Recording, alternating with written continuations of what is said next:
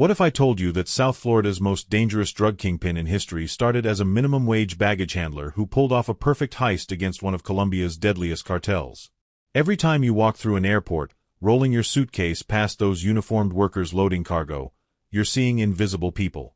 Workers clock in for 8-hour shifts, earning barely enough to cover rent while watching millionaires board private jets. Most accept this reality. Most stay invisible forever. But sometimes, invisibility becomes a weapon. Airport security cameras captured everything that night in July 2018. Footage shows ordinary cargo operations, routine paperwork, standard procedures. What those cameras missed was $59 million disappearing in 12 minutes. What investigators couldn't explain was how a night shift employee at Miami International Airport had just declared war on one of South America's most ruthless criminal organizations. Within 48 hours, 3 bodies turned up across Miami-Dade County. Each victim worked airport cargo. Each had been executed with surgical precision. Vásquez Cartel leadership was sending a message that echoed through every terminal, every loading dock, every break room. Someone had stolen their money, and blood would flow until they got it back. Federal agents initially treated this as routine cargo theft. Airport workers occasionally lifted electronics or luxury goods worth a few $1,000s. But when confidential informants started reporting chaos within cartel operations, when a $10 million bounty appeared overnight, when bodies began dropping like dominoes, investigators realized they weren't hunting a common thief. Someone had turned a baggage handler's uniform into camouflage for one of history's most audacious crimes. Someone had studied patterns, exploited weaknesses, and vanished without leaving a single clue. Someone who understood that being overlooked was better than being feared. Meet Alejandro Rivas, Colombian immigrant, 7-year airport employee. A man so unremarkable that co-workers struggled to remember his face. A man who transformed financial desperation into criminal genius. A man who discovered that stealing money was nothing compared to stealing an entire empire. Today, federal task forces still hunt for Rivas. Rewards total $25 million. Intelligence suggests operations continue across multiple states. Yet after 6 years of investigations, surveillance, and manhunts, law enforcement admits an uncomfortable truth. They're not chasing a baggage handler anymore.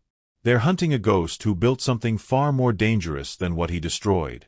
If you're ready to explore one of crime's most incredible transformation stories ever documented, smash that like button and let's begin uncovering how invisibility became invincibility.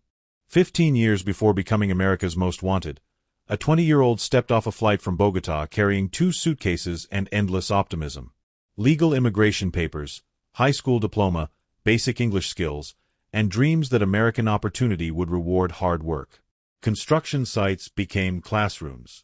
Restaurant kitchens taught survival. Airport cargo bays offered stability. Miami International Airport hired workers who asked few questions and expected fewer answers. Night shifts paid marginally better than day work, though sleep schedules never quite adjusted to loading planes while most people slept. Cargo holds echoed with machinery noise, conveyor belts hummed constantly, and fluorescent lighting created a world without natural rhythms. 7 years of this routine. 7 years of watching wealthy passengers board private aircraft while earning wages that barely covered a cramped Hialeah apartment. 7 years of moving other people's luxury goods, handling shipping manifests for items worth more than annual salaries, seeing wealth flow through cargo bays like water through fingers. Other workers complained about pay, supervisors, working conditions. Most accepted their circumstances. Some found second jobs. A few moved on to different careers. But acceptance wasn't universal. Resentment could build slowly, like pressure in sealed containers.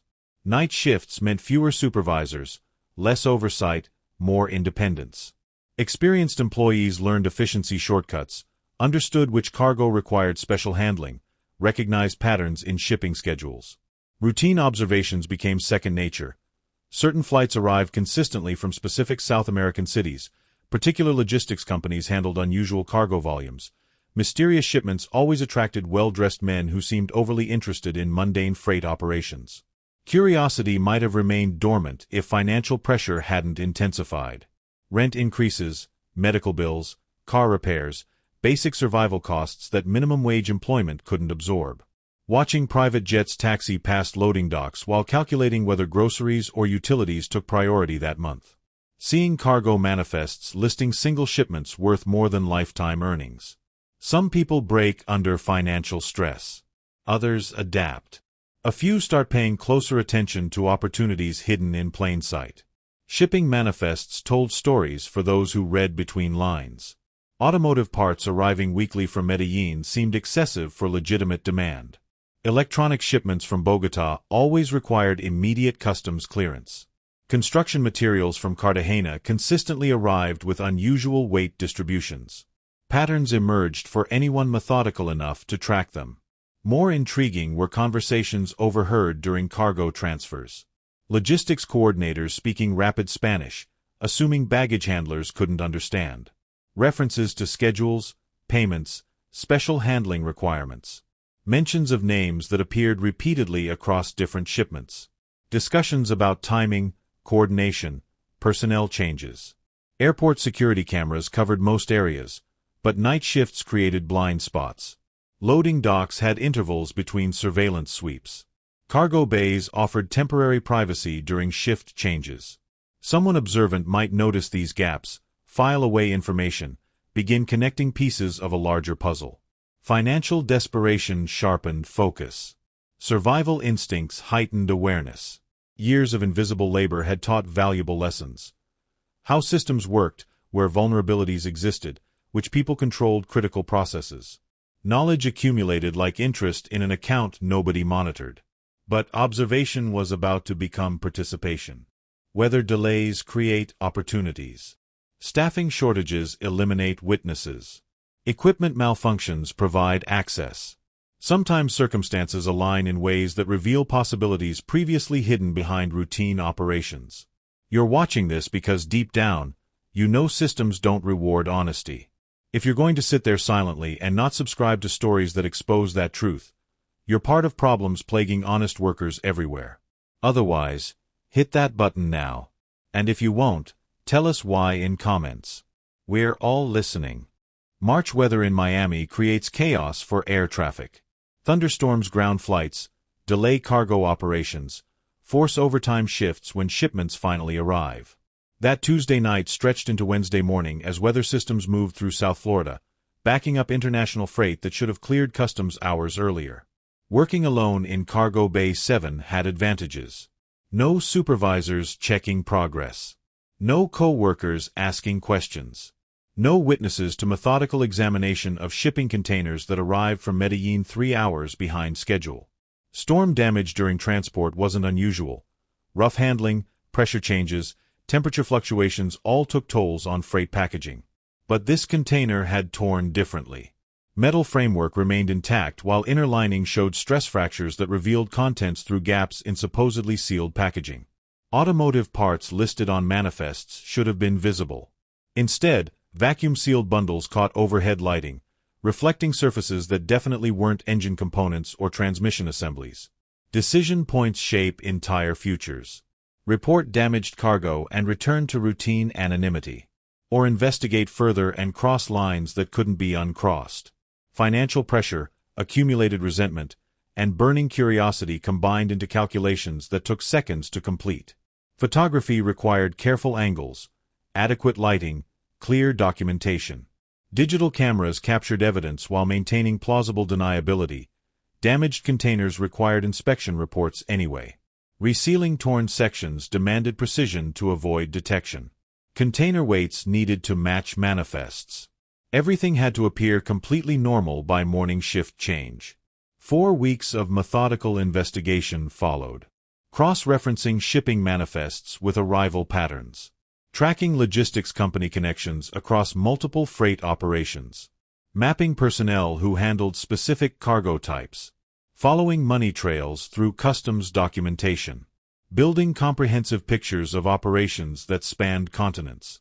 Vásquez Cartel had perfected airport infiltration through elegant simplicity. Corrupt customs officials expedited clearance procedures. Compromised logistics coordinators manipulated shipping schedules.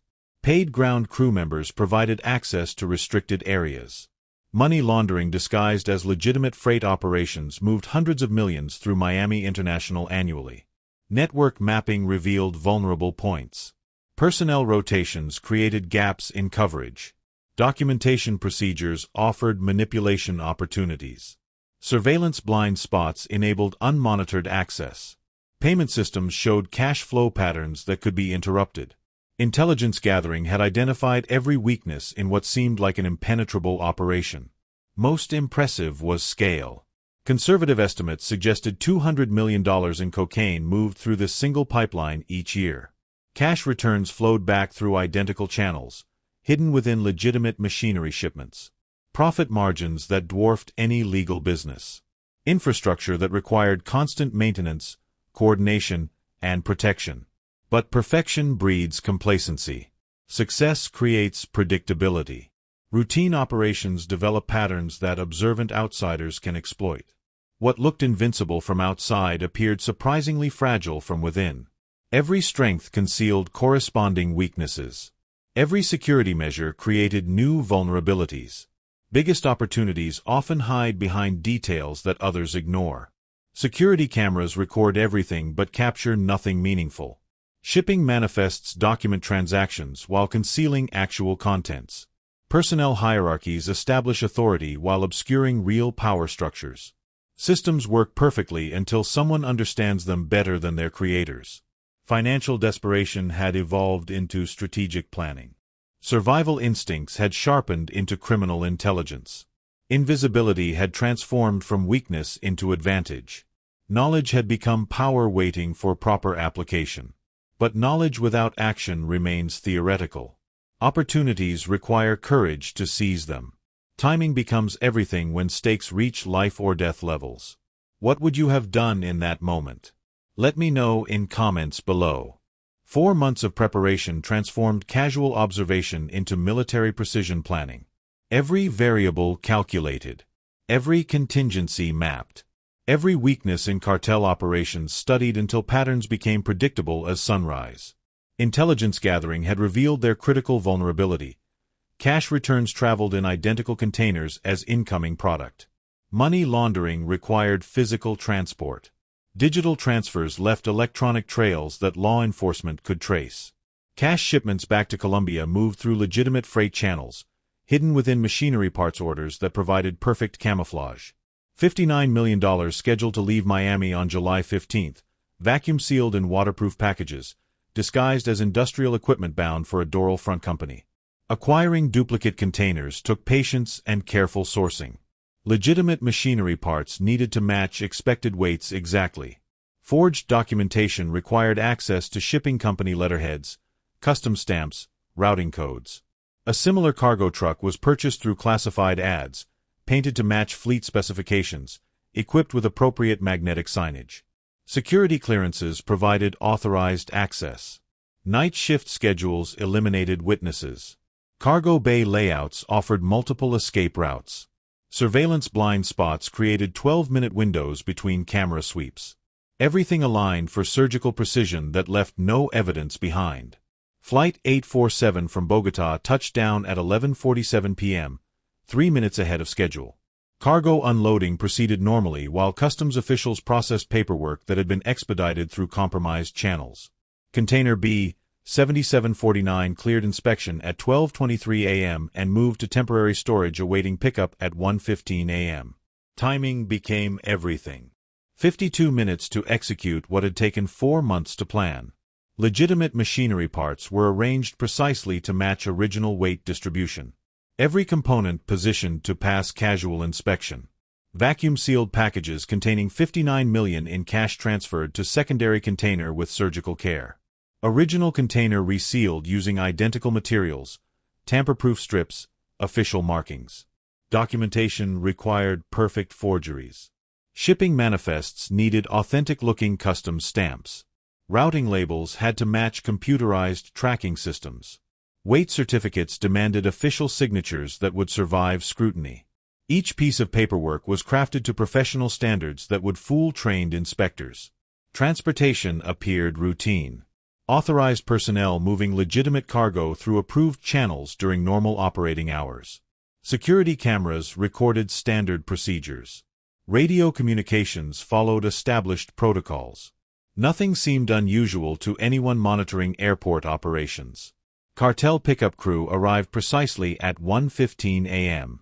3 men in expensive suits who treated cargo handling like casual business transactions. They inspected seals, verified documentation, loaded containers onto their truck with mechanical efficiency. Professional criminals who had executed identical operations hundreds of times. But professional criminals grow comfortable with routine. Success breeds carelessness. When systems work flawlessly for years, nobody expects them to fail catastrophically. Container B-7749 was loaded without additional inspection, driven away without suspicion, delivered to Doral warehouse without concern. Discovery would take hours. By dawn, legitimate machinery parts would be unpacked by confused cartel operatives who expected to find $59 million. By sunrise, furious phone calls would flood communications networks as leadership demanded explanations nobody could provide. By morning rush hour, 3 airport employees would be marked for death. But those consequences belonged to future hours. At 1:27 a.m. on July 16, 2018, success was measured in perfect execution, flawless timing, complete invisibility. 12 minutes had transformed a baggage handler into something far more dangerous. Original container disappeared into Miami traffic while duplicate cargo underwent routine processing. Digital tracking systems showed normal operations. Security footage captured nothing suspicious. Physical evidence had vanished without traces. $59 million evaporated like morning mist. In less time than it takes to grab coffee, someone had just declared war on one of South America's most dangerous organizations. Financial theft was only beginning. Intelligence gathered during 4 months of surveillance had revealed organizational charts, personnel networks, corruption hierarchies, operational procedures. Stealing money was profitable. Stealing institutional knowledge was revolutionary. This is where most people pause and think, that could have been me. If you're just going to watch and move on like nothing happened, maybe you're not ready for what comes next. Subscribe, or explain in comments what's stopping you. Cowardice? Denial?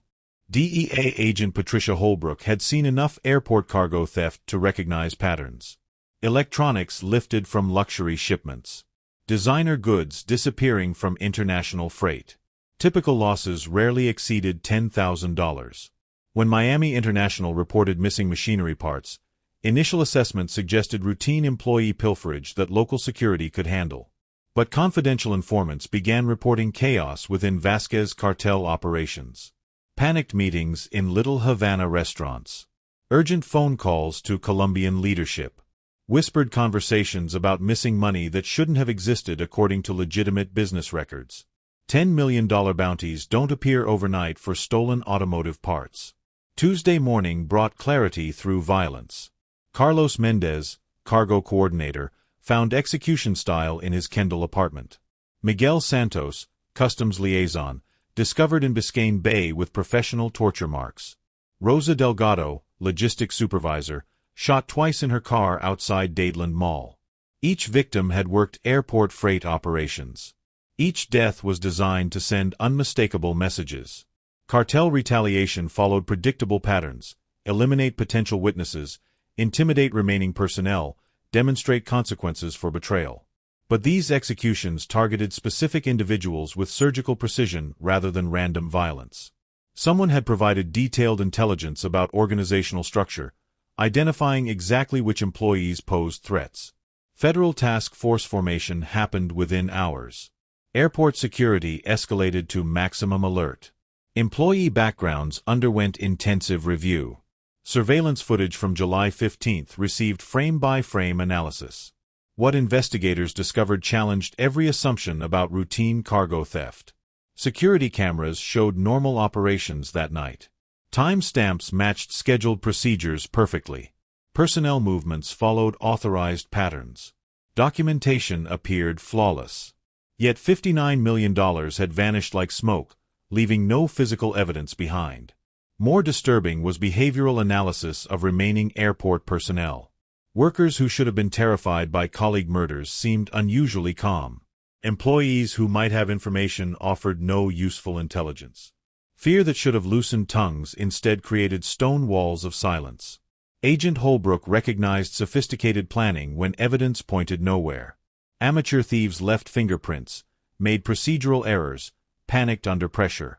Professional criminals maintained operational security but eventually revealed patterns through repeated behaviors. This felt different. This felt like someone who understood law enforcement procedures better than investigators themselves. Weeks passed without meaningful leads. Months of surveillance produced nothing actionable. Traditional investigation techniques hit dead ends at every turn. Confidential informants provided contradictory information. Financial tracking revealed no suspicious transactions. Digital forensics found no electronic footprints. Meanwhile, cartel operations remained paralyzed. Leadership couldn't determine internal security breaches from external threats. Trust networks fractured under suspicion. Colombian suppliers demanded explanations that didn't exist. Distribution channels ground to halt while investigations continued.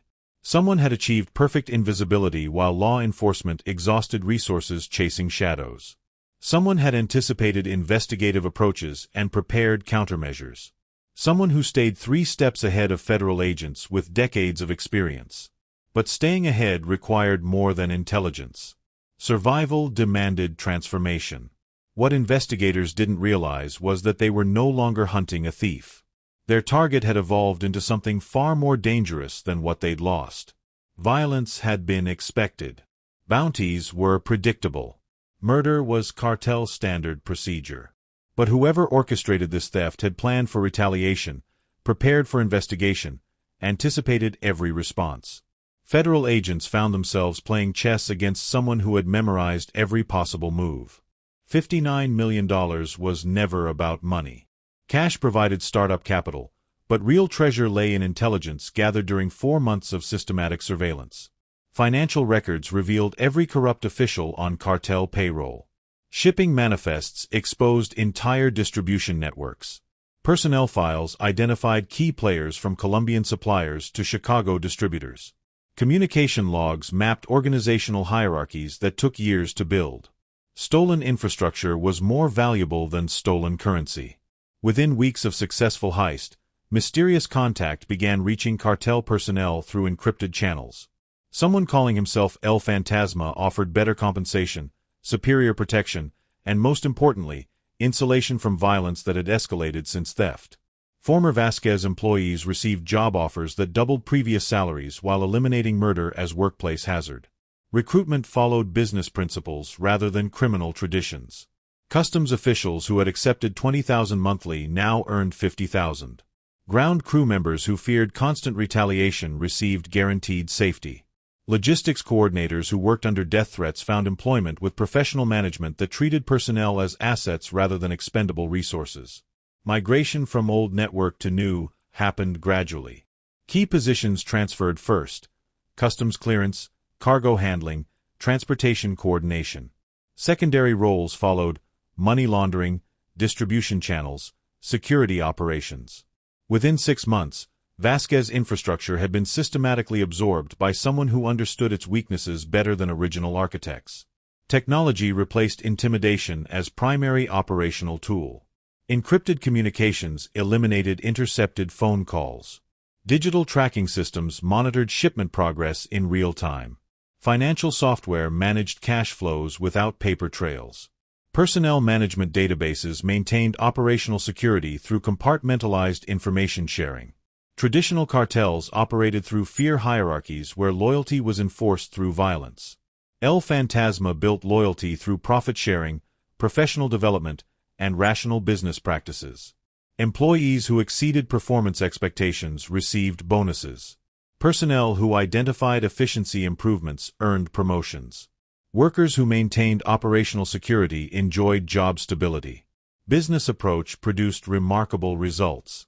Colombian suppliers preferred reliable partners over violent unpredictables. Distribution networks functioned smoothly without constant personnel turnover. Financial operations generated higher profits through reduced security costs and elimination of fear-based inefficiencies. Agent Holbrook first noticed communication patterns during routine surveillance of remaining cartel operations. Phone intercepts revealed confusion about missing personnel, disrupted supply chains, collapsed coordination systems. But conversations seemed oddly scripted, as if participants knew they were being monitored. Breakthrough realization came when analyzing recorded calls over 6-month periods. Vásquez leadership discussions followed predictable patterns that revealed nothing useful while consuming investigative resources. Meanwhile, actual criminal operations continued expanding despite apparent organizational chaos. Someone was feeding investigators information designed to misdirect attention. Electronic surveillance that should have provided intelligence was being manipulated by targets who understood law enforcement procedures. Phone taps captured meaningless conversations while real business conducted through encrypted channels. Physical surveillance followed personnel who performed theatrical activities while actual operations happened elsewhere. El Fantasma had turned investigation itself into protective camouflage. More disturbing was financial analysis that showed traditional cartel operations declining while new networks expanded rapidly. Colombian cocaine imports had increased rather than decreased despite Vásquez's collapse. Street distribution had become more efficient rather than disrupted. Money laundering operations had grown more sophisticated rather than compromised. Someone had inherited criminal infrastructure and improved it systematically. Someone who combined organizational knowledge with technological innovation. Someone who understood that sustainable criminal enterprise required business principles rather than violence-based control. By 2020, DEA analysts recognized they were tracking entirely different organization.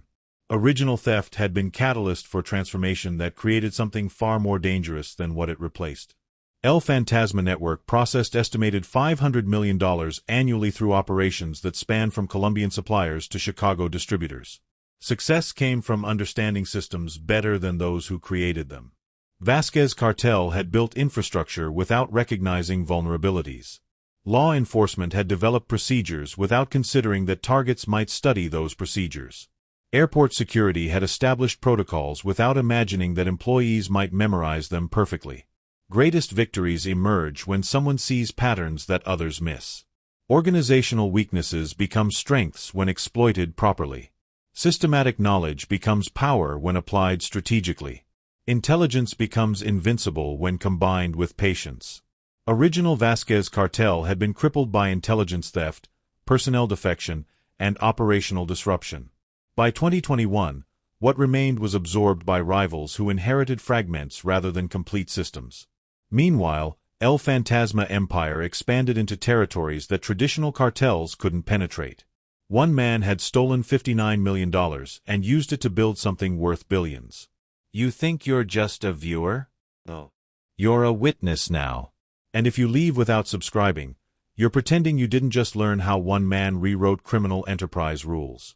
Don't ghost this story like El Fantasma ghosted federal agents. Subscribe. Or own your silence publicly in comments. 2 years after a baggage handler vanished with $59 million, federal analysts discovered they were tracking something unprecedented. Financial intelligence suggested annual operations approaching $500 million. Geographic reach extended from Bogotá processing facilities to Chicago distribution centers. Technological sophistication surpassed anything previously documented in criminal enterprise history. El Fantasma Network had evolved beyond traditional cartel structures into something resembling multinational corporation. Regional managers oversaw territory-specific operations. Department heads controlled specialized functions like logistics, finance, and security. Corporate hierarchy provided clear advancement paths while maintaining operational compartmentalization that protected overall organization. Technology integration revolutionized every operational aspect. Blockchain systems tracked shipments without creating traceable records. Artificial intelligence analyzed market trends to optimize distribution timing. Encrypted communication networks eliminated intercepted conversations. Digital payment systems moved money without traditional banking oversight. Personnel management followed Fortune 500 practices rather than criminal traditions. Employee handbooks outlined advancement opportunities, performance metrics, and benefit packages. Training programs developed specialized skills through structured curricula. Quality assurance protocols maintained product standards across entire supply chain. Most remarkable was risk management approach that treated law enforcement as business obstacle rather than existential threat. Legal departments prepared contingency plans for arrests, seizures, and investigations. Insurance systems compensated personnel losses through operational hazards. Public relations strategies managed reputation damage through media coverage. Chicago operations exemplified systematic expansion methodology. Market analysis identified demand patterns, competition weaknesses, and regulatory gaps. Local recruitment focused on professionals with relevant skills rather than traditional criminal backgrounds. Infrastructure development proceeded through legitimate business acquisitions that provided operational camouflage. Financial networks spanned continental connections from Colombian suppliers to Canadian money laundering facilities. Currency flows moved through cryptocurrency exchanges, offshore banking systems, and precious metals trading. Profit margins exceeded pharmaceutical companies while maintaining lower overhead costs than legitimate international businesses. Meanwhile, Vásquez Cartel had ceased meaningful operations. Leadership fled to non-extradition countries. Personnel scattered among rival organizations. Territory was absorbed by competitors who inherited fragments of former infrastructure. What had once controlled $200 million operations was reduced to historical footnote in DEA case files. Original theft had been catalyst rather than conclusion. $59 million provided seed capital for empire that generated that amount monthly by 2020. Intelligence stolen during Heist became foundation for business model that transformed criminal enterprise from violence-based hierarchy into technology-driven corporation. Law enforcement adaptation lagged behind criminal innovation. Federal agencies trained to track traditional cartels found themselves investigating organizations that operated like tech startup. Surveillance techniques designed for hierarchical structures proved ineffective against networked operations. Investigation protocols developed for violence-based groups couldn't penetrate business-focused entities. Agent Holbrook's task force expanded to include cybercrime specialists, financial analysts, and international coordination teams. Resources that typically sufficed for cartel investigations required multiplication to address technological sophistication. Personnel who understood traditional criminal behavior needed education about corporate structures and digital operations.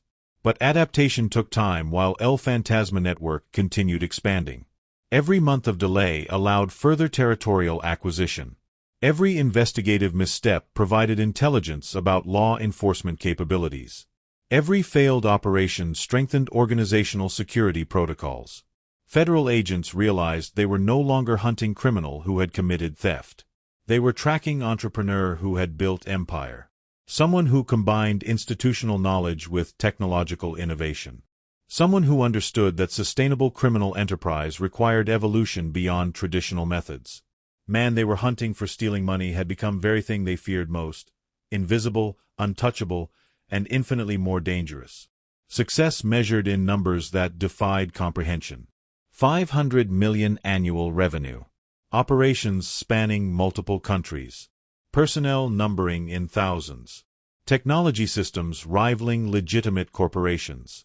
All built from stolen intelligence and $59 million in seed money. By now, you know more than some federal agents did. And you're still not subscribed? That's not casual. That's suspicious. Either you're in denial, or you're in comments explaining your hesitation to rest of us. 6 years after $59 million vanished from Miami International Airport, federal task forces admit uncomfortable truth. They're not chasing a criminal anymore. They're hunting a legend who redefined what criminal enterprise could become. $25 million rewards remain unclaimed. International cooperation produces no actionable intelligence. Advanced surveillance technology finds nothing but shadows. Agent Patricia Holbrook retired in 2023 after 32 years with federal law enforcement. Her final case report acknowledged what colleagues whispered privately. El Fantasma had achieved something unprecedented in criminal history. Complete invisibility while operating massive enterprise. Total insulation from traditional investigation techniques. Perfect adaptation to law enforcement evolution. Her conclusion challenged everything agents believed about criminal behavior. We weren't chasing someone who broke rules. We were tracking someone who wrote new ones. Traditional criminals react to pressure. This individual anticipated pressure and prepared countermeasures. We found ourselves playing chess against someone who had memorized every possible move. Law enforcement academies now study El Fantasma case as textbook example of criminal evolution. Training modules examine how institutional knowledge becomes weapon when combined with technological sophistication. Case studies analyze transformation from employee theft to international enterprise. Simulation exercises prepare agents for adversaries who understand investigation procedures better than investigators themselves. But academic analysis can't explain ongoing mystery. Intelligence suggests operations continue across multiple jurisdictions. Financial flows indicate expanding networks rather than declining activity. Personnel recruitment maintains steady growth despite intensive manhunts. Someone continues building empire while remaining completely invisible to those hunting him. Most disturbing aspect for law enforcement. Success has inspired imitation. Other criminal organizations study El Fantasma methodology for technological integration, business structure, and investigative countermeasures. Traditional cartels attempt similar transformations with varying degrees of success. Criminal enterprise evolution accelerates as proven models spread through underground networks. International cooperation reveals similar patterns emerging globally. European authorities track organizations using comparable business approaches. Asian law enforcement reports criminal enterprises adopting corporate structures. South American agencies document cartels implementing technological security measures pioneered by El Fantasma network. One man's transformation had catalyzed evolution throughout international criminal enterprise. Philosophical questions emerge from practical investigation failures. How does someone become untraceable in surveillance-saturated world? What happens when criminal intelligence surpasses law enforcement capability? Can traditional justice systems adapt to adversaries who operate like legitimate businesses while maintaining criminal objectives? Legacy extends beyond individual case into broader implications for society. If institutional knowledge can be weaponized so effectively, what prevents others from following similar paths? If invisibility becomes achievable through systematic planning, how many El Fantasmas operate undetected? If transformation from employee to entrepreneur happens so completely, what does that reveal about economic systems that create such desperation? Greatest heists aren't measured by money stolen but by lives transformed through stolen opportunities. Alejandro Rivas took $59 million and used it to become something unimaginable. Financial theft enabled personal evolution that challenged fundamental assumptions about criminal capability, law enforcement effectiveness, and social mobility. Sometimes what you become with stolen resources matters more than what you originally took. Alejandro Rivas remains free somewhere in this world. 6 years of international manhunts have produced nothing but frustration for federal agencies who admit privately they're outmatched. $25 million rewards generate false leads rather than actionable intelligence. Advanced surveillance technology captures shadows of someone who mastered invisibility better than those hunting him. But this story raises questions that extend far beyond one man's criminal transformation. How many others observe systems daily, cataloging weaknesses that could be exploited? How many employees understand organizational vulnerabilities better than leadership? How many invisible workers possess knowledge that could reshape entire industries if applied strategically? El Fantasma proved that intelligence combined with patience can overcome any security system. That understanding structures better than their creators provides ultimate advantage. That transformation from victim to victor requires only opportunity and courage to seize it. Lessons that apply far beyond criminal enterprise. Society creates conditions where brilliant individuals remain invisible while mediocre leadership controls resources. Economic systems reward capital over intelligence, inheritance over innovation, connections over capability. Sometimes those invisible people start paying attention to details others ignore. Sometimes they decide invisibility works better as weapon than weakness. Moral complexity emerges when examining motivation behind transformation. Was Alejandro Rivas criminal mastermind or economic refugee who found unconventional path to success? Did systematic inequality create conditions that justified his response? Do traditional employment structures waste human potential so completely that criminal enterprise becomes rational alternative? These questions don't have comfortable answers. They challenge assumptions about justice, opportunity, and social mobility that most people prefer avoiding. But avoiding uncomfortable truths doesn't make them disappear. It just ensures more Alejandro Rivas stories will emerge from shadows. If you've made it this far and still haven't subscribed, ask yourself why. Are you scared of knowing too much? Do you think ignoring this story keeps you safe? It doesn't. Hit subscribe now. And if you're choosing to walk away, own it in comments. We won't forget who did and who didn't. Truth doesn't require your permission to exist. It just waits for someone brave enough to acknowledge it.